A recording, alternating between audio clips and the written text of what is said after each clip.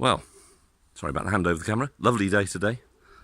Birds singing, dogs barking, old Volvo 440, various others kicking around the place, even a 144 over there. But what I'm doing right now is I'm trying to work out, or asking you if you can work out, what the heck this lot is. Look at it. A sort of friable material. It does break up, but it rattles around, and it's good and solid. And look how much I've got. I've got a great big bag full of this stuff. Look at it all. Absolutely loads. Now what I've been doing is, I thought, right, got to get some of my long-term residents up and running. This old beast is a fine machine. Don't know about the brakes, but the engine's good. Recon engine, overdrive box. Body okay. It's had new wing mounts, not done by me, both sides, and it should potentially be a reasonable vehicle. Very faded, but that's original paint. But what I was finding was it would only actually run when I ran it off this boat petrol tank, and I was just getting blockages all the time from its original petrol tank. So took that out. This car's been stood for quite a long time, but only with a tiny bit of fuel in it. And I thought, oh right, okay, I've got fuel tank problems there. This is the fuel tank out of the car. My reason for taking it out initially was because it kept blocking. And if you look inside of it, it does indeed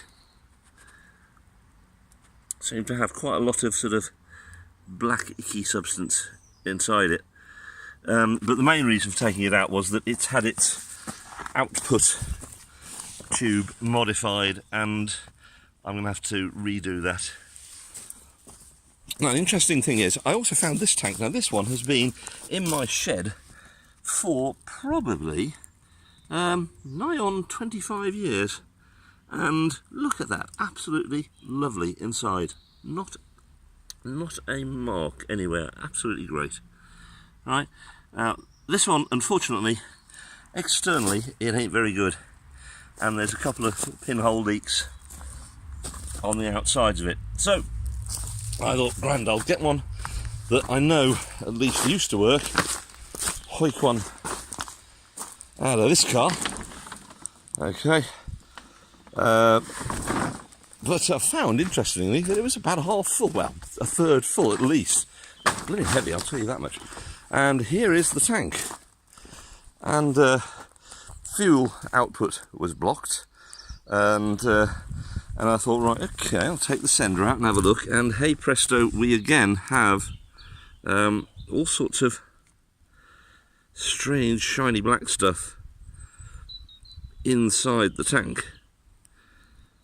But worst of all, after I'd poured out the rather dark brown coloured old fuel from it, I then heard rattling in the bottom of the tank, and then started tipping it over, and this is what came out. And this is all out of one fuel tank. Absolutely amazing quantity of this stuff, which I'm presuming is petrol that has polymerized, and it's like tar, some of this stuff is, except some of it's gone into lumps hard enough to jump around on the inside of the tank. So horrible stuff. Now I was thinking to myself, well, how come I've got this tank out of the car over there? It's been here about, I don't know, 10-12 years. Got the other one round the back, been there maybe a bit longer, maybe 15 years, but with half a tank of fuel, which is presumably where all of this has come. But then the one out of the shed, been there about 25 years, absolutely clean as anything inside, not even rusty. I reckon it's because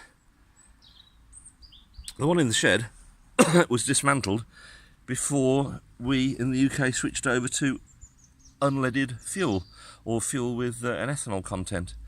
And so that was good old 4-star, and it's left that tank lovely and clean. Whereas look at what this horrible leaded fuel has become after being left in a tank. And I've had this problem with carburettors, but never with a fuel tank. And oh my, have I got some work to do, or spend 300 quid on another tank. So, who knows? See where I go from here.